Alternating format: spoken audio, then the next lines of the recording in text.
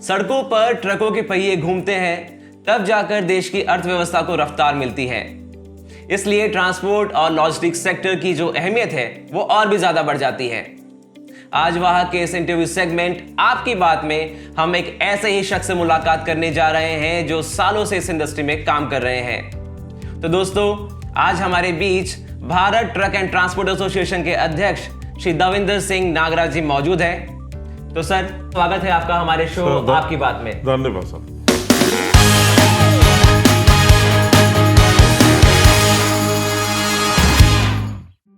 तो सर, आप हमें ये बताइए कि आप कितने सालों से इस सेक्टर में या इस इंडस्ट्री में काम कर रहे हैं?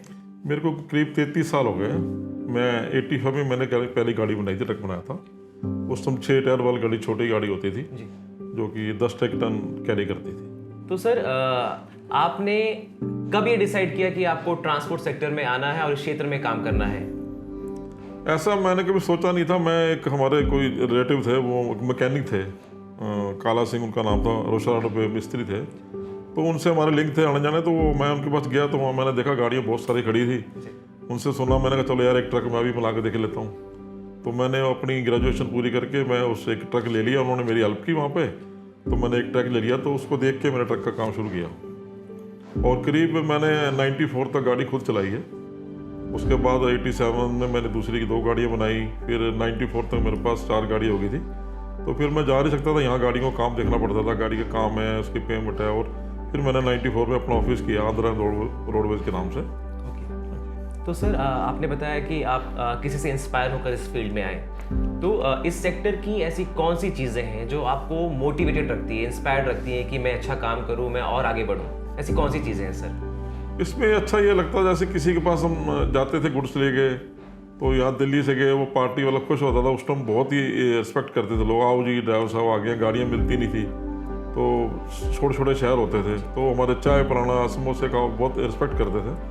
उस टाइम ड्राइवर की बहुत बड़ी रिस्पेक्ट थी। तो उसी फिर देख खुश होते थे यार। रास्ते में जाना हमने रोड के ऊपर, तो रोड खाली होती थी यार। ये खेत हैं, ये यहाँ पे कौन सा, यहाँ केले लगते हैं ये जलगांव में, कहीं जो खेती होती थी टमाटर की, तो साइडों में देखते जाते थे, बाग देखते, तो खुश होते थे यार, बहुत अच्छा। और मौसम भी और हवा भी अच्छी मिलती। तो इन चीज़ों को देख कर मैंने सोचा चलो यार ट्रक लाइन में आ जाते हैं। बाकी तो किस्मत की बात होती है, किसी ने सेवा दी है हमें, तो हर किसी की ड्यूटी लगी है इस देश में, इस संसार में। बिल्कुल। तो मेरी ड्यूटी थी कि चलो ट्रक लेके एक जगह का माल दूसरी जगह पहुंचाने के लिए, तो मैंने ये कार्य किया। अच्छा सर, मैं ये पूछना चाहूँगा कि आपकी जो एसोसिएशन है, Bharat truck and transport association, इसका गठन कब हुआ? कितने साल हो गए इससे? सर, इसका गठन हो गया 3 साल पहले हुआ था। 3 साल पहले? 3 साल पहले वैसे मैं दूसरी एसोसिएशन हुई थी, Delhi interstate truck operator association. वो एक दिल्ली में थी, वो 95 में आई थी यहाँ पे।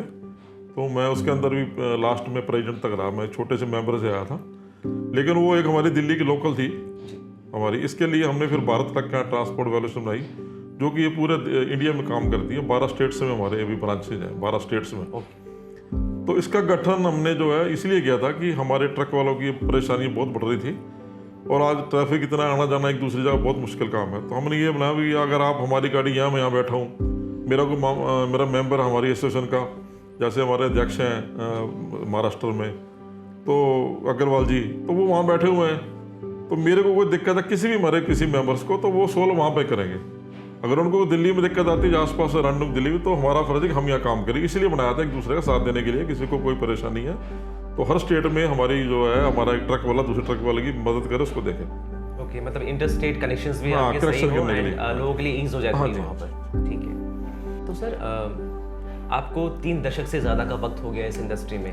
तो आपके हिसाब से वो कौन सी चुनौतियां हैं जो इस सेक्टर को आगे बढ़ने से रोक रही हैं? सर, चुनौतियां तो क्या, सबसे बड़ी तो भ्रष्टाचार है।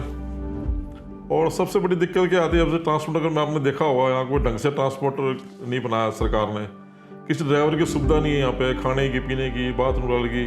गोडाउन भी ऐसे बना रखे हैं, इंडस्ट्री भी ऐसी, कई जगह देखा हम गाड़ियाँ लेकर जाते हैं, गलियाँ होती हैं कच्ची रोड पे, तो उससे गाड़ियों के पट्टे टूटते हैं, नुकसान होता है। और सबसे बड़ा हमारा जो GST जब लेकर आए तो सरकार ने बोला था सभी बैरल हटा देंगे, इसको फ्री कर देंगे, लेकिन आज भी स्टेटों ने बैरल नहीं हटाए। तो वहाँ जाके लंबी लंबी लाइनें लगती हैं। RTO तंग करते हैं पैसे के लिए, कोई ना का बहाना लगा देते हैं, ये तुम्हारा पेंट ठीक नहीं है, ये नहीं है, ड्राइवर को वो नहीं है। तो ये भी भ्रष्टाचार जो है सबसे बड़ी समस्या हमारी इसमें। तो उसको सरकार को रोकना चाहिए। ऐसे कदम उठाने चाहिए। और तो बाकी तो क्या कि हम खुद भी लगे रहते हैं इस तरह कि हमारे कोई भी साथी को कोई दिक्कत होती है तो हम फ़ोन कर देते हैं दूसरी स्टेट में, जो हमारी एसोसिएशन है वो वहाँ जाके बात करते हैं आरटीओ वगैरह से, तो उन गाड़ी को छुड़वा देते हैं क्लियर। हम भी यहाँ कराते हैं, वो भी कराते हैं। अभी आपने सरकार की बात की, तो हम जानना चाहेंगे, हमारे व्यूअर्स भी जानना चाहेंगे कि आपको क्या लगता है कि सरकारी नीतियां अब तक जो उठाई गई हैं इस सेक्टर के लिए, क्या वो कम रही है कहीं ना कहीं? नहीं, अभी पर्याप्त नहीं है, बहुत कम है। जैसे इन्होंने मोटर एक्ट बनाया था नया, कोशिश ये की थी कि फाइन ज़्यादा कर दो, तो उन्होंने कम से कम 200 गुना बढ़ा दिया। जैसे हमारा नो एंट्री का चलान 2,000 रुपया था गाड़ी का, तो वो उसको सीधा 20,000 रुपये कर दिया। अब उससे हुआ गया कि जो भ्रष्टाचार लोग थे उसका फायदा उठा रहे हैं, लोगों को, ड्राइवरों को, मालिकों को फायदा नहीं मिल रहा। तो हमें ये सिर्फ क्या होता है, एक चलान तो एक फाइन करना होता है कि आपने गलती की, थोड़ा आपको महसूस हो गलती नहीं करनी, तो उसको सुधारने के लिए। लेकिन सरकार जो है, जैसे कोई नो एंट्री वाला एरिया आ जाता हमारा, जैसे किसी भी स्टेट में जा रहे हो, अब मैं जो है पूरे इंडिया के अंदर चलता हूँ, अब मुझे कोई स्टेट का मालूम नहीं, किसी भी शहर के अंदर या नो एंट्री नहीं है, तो वहाँ व्यवस्था होनी चाहिए, कोई पुलिसकर्मी खड़ा हो, उसको रोक दे गाड़ी को, भाई इधर से वहाँ जा, इधर मत जा, यहाँ नो एंट्री है। पर यहाँ ऐसा नहीं होता। यहाँ क्या होता है कि वो साइड में छुप के खड़े हो जाते हैं पुलिस वाले, जैसे आपने गाड़ी अंदर के रोक लेंगे, लाओ जी, या तो चलान करो, पैसे दे। ऐसी जो व्यवस्था, जो ट्रैफिक नहीं है, वो अभी नहीं है यहाँ बनी। तो मेरा एक सुझाव ये था सरकार से, जैसे हमारी ये दिल्ली पुलिस है और ये आरटीओ, 2 डिपार्टमेंट है, काम उनका सेम ही है।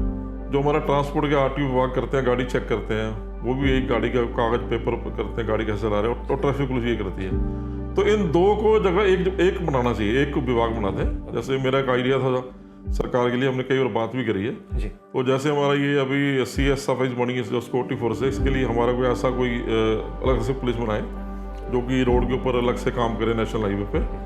तो ऐसी कोई फोर्स बनानी चाहिए, इनको ज्वाइन कर देना चाहिए।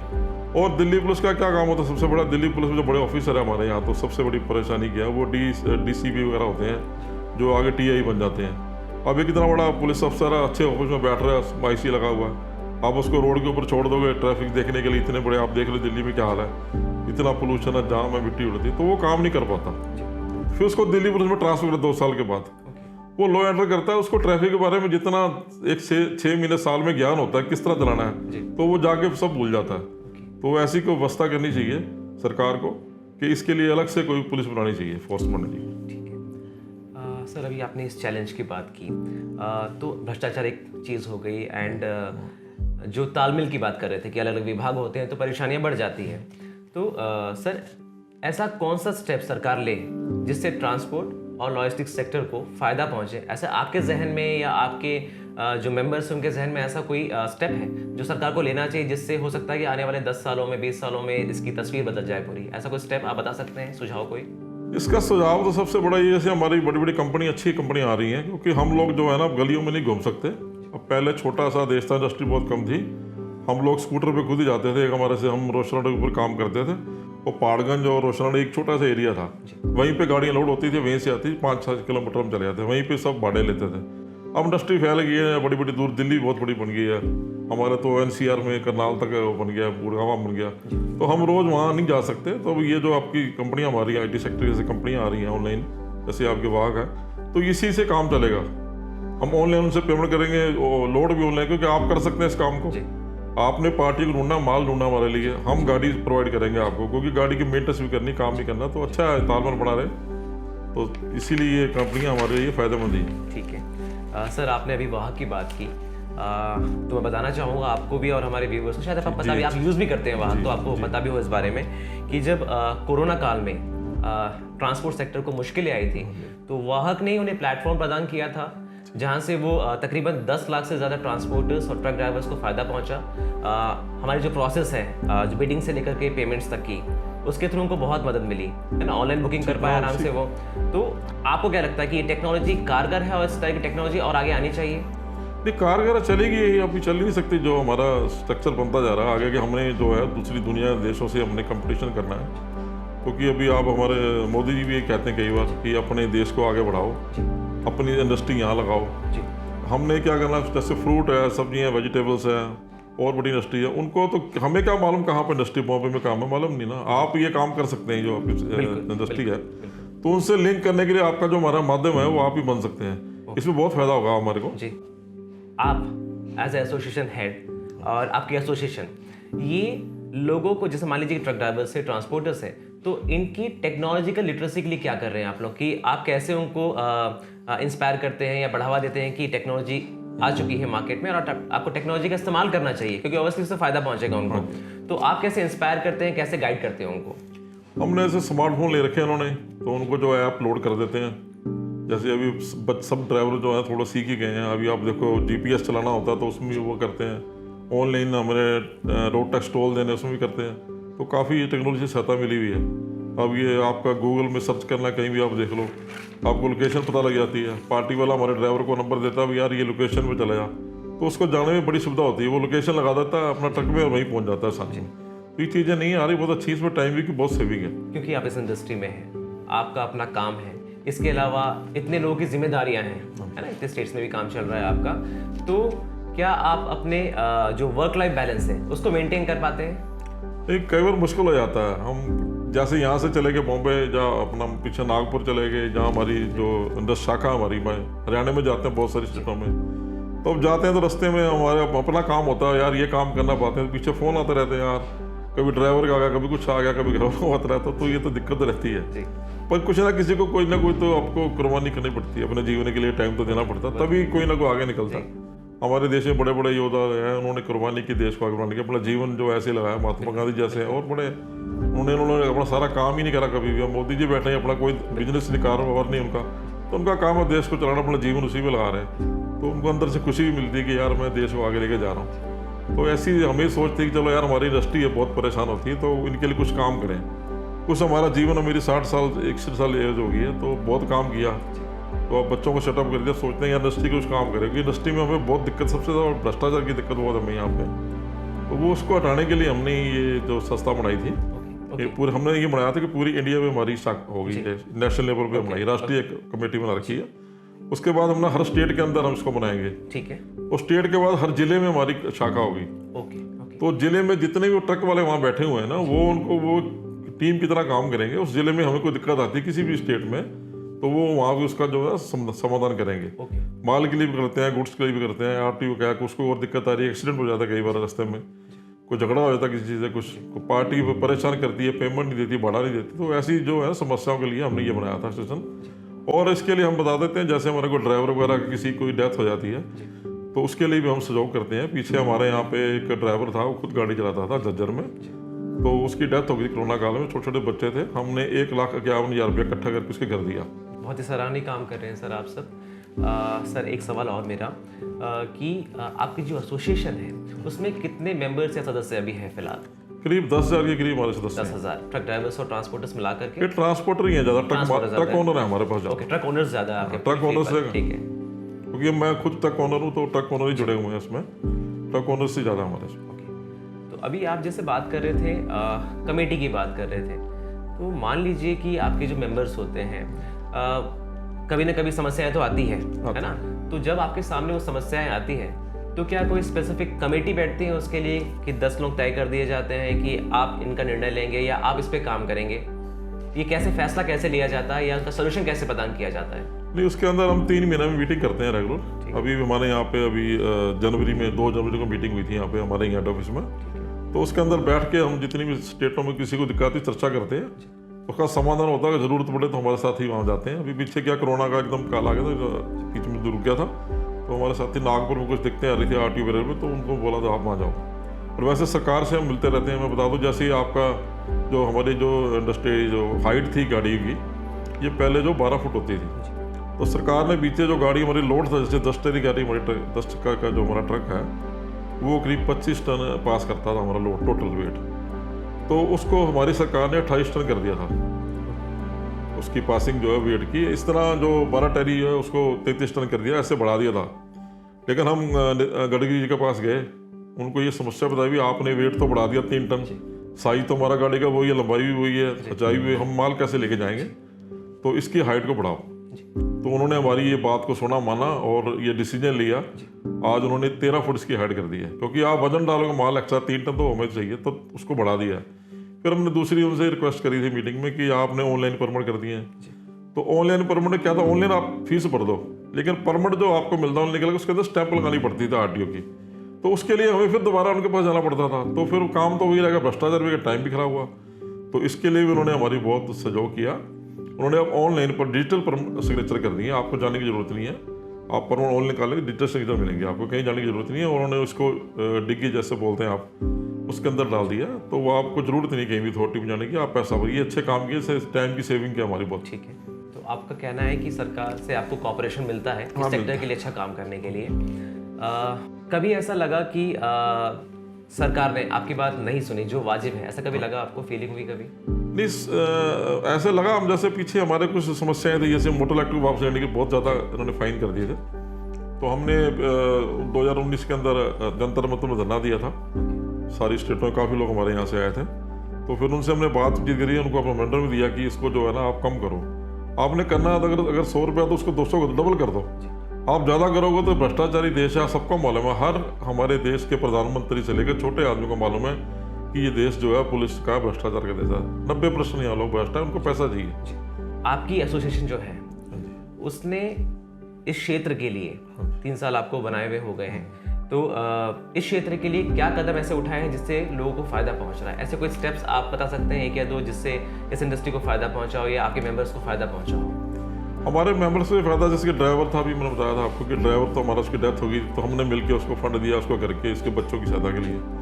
और हमारी सबसे बड़ी सहायता थी किसी भी स्टेट के अंदर कोई दिक्कत आती है हमारे, जो मान लो मेरी गाड़ी वहाँ पर गई तो कोई भी दिक्कत आ गई किसी वजह से, ट्रैफिक वजह से, जब कोई भ्रष्टाचार कर रहा है पुलिस वाला, जब कोई ऐसा कोई काम कर रहा है, किसी भी तरीके की परेशानी, गाड़ी खराब हो जाती है, कई बार वहाँ आदमी नहीं मिलता कोई भी, हम फ़ोन करते हैं, वो वहाँ पे प्रोवाइड कर देते हैं, या किसी मिस्त्री को काम भी करा कर देते हैं, पैसे की जरूरत होती है। तो अगर दिल्ली में हमारे फ़ोन करते हैं, हम भी वहाँ पहुँच जाते हैं मौके पे। तो इसीलिए ये ट्रांसपोर्टों का हमें, उनको इतनी दूर से आना, खर्च करना, अपना टाइम खराब करना, उसकी सेविंग होती है।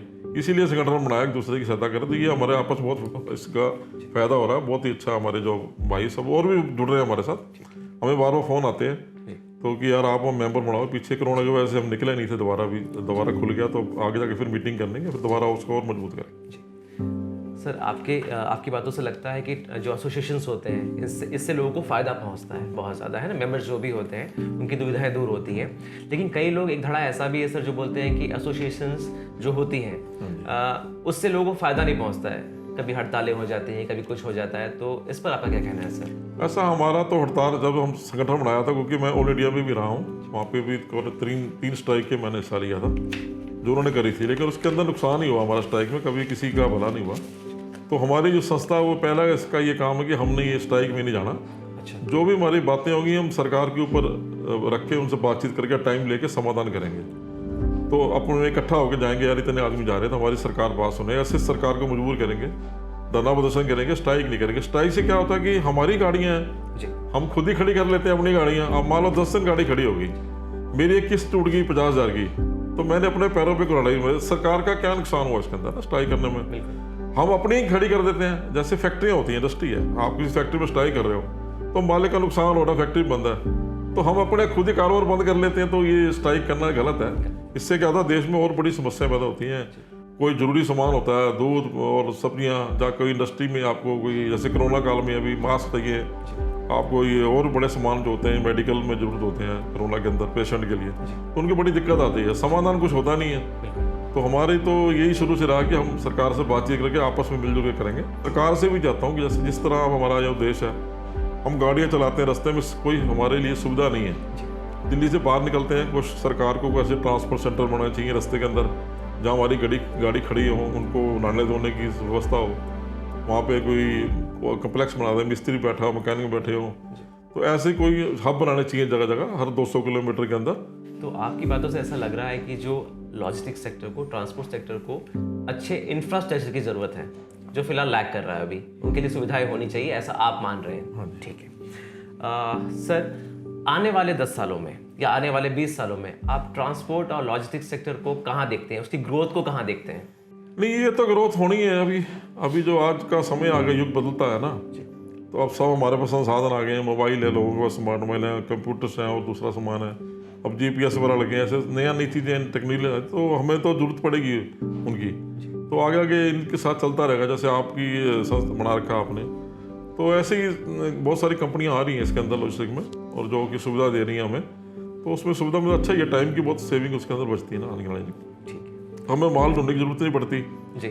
तो हमारा जो काम, आधा काम तो जो होता है वो गाड़ी को, सबसे पहले हम गाड़ी आती है, मेंटेनेंस करते हैं, तैयार करते हैं। उसके बाद हमारा यार इसके तो लोड मिल जाए, हमें जी लोड मिल जाएगा तो हमको फ्रेट मिलेगा, हम उसको फिर किस्त देनी है, जब गाड़ी का काम है फिर जाएगी वापस आएगी, तो आधा काम हमारा वो हल हो जाता है उससे। सर, ये बताइए कि हमारे देश में इंडस्ट्री इतनी बड़ी है, तो ड्राइवरों की संख्या कितनी है यहाँ पर? हमारे देश में ड्राइवर्स कितने हैं?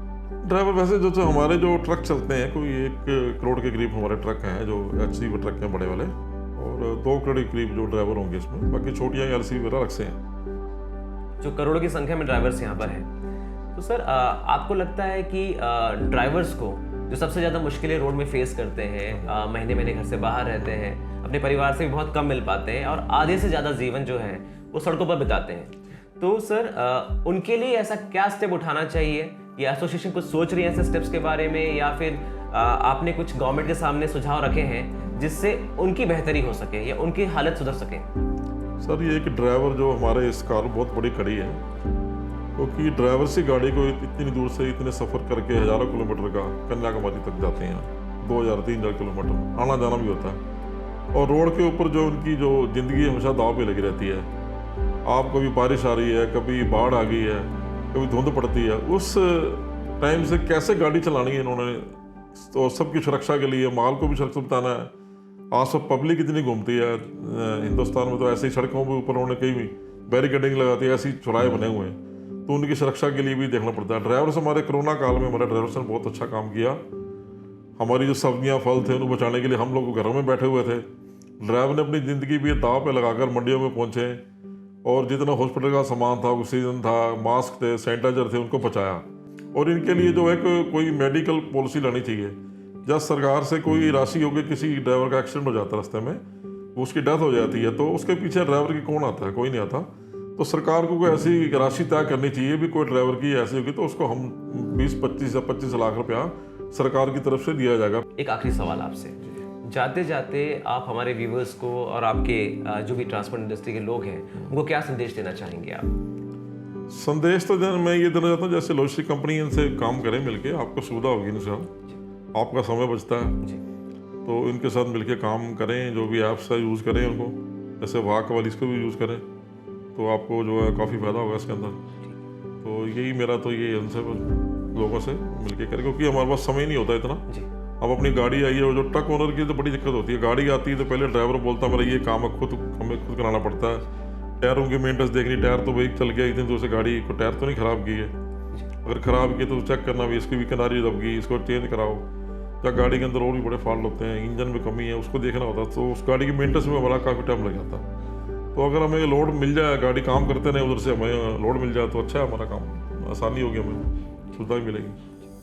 तो ये थे Bharat truck and transport association के अध्यक्ष श्री दविंदर सिंह नागरा जी, जिनके साथ हमने इंडस्ट्री से जुड़ी बहुत सारी बातें की, उनका जो पहलू जाना, साथ में ये भी जाना कि इंडस्ट्री कैसे वर्क कर रही है करेंटली और आने वाले सालों में इंडस्ट्री कहाँ तक पहुँच सकती है।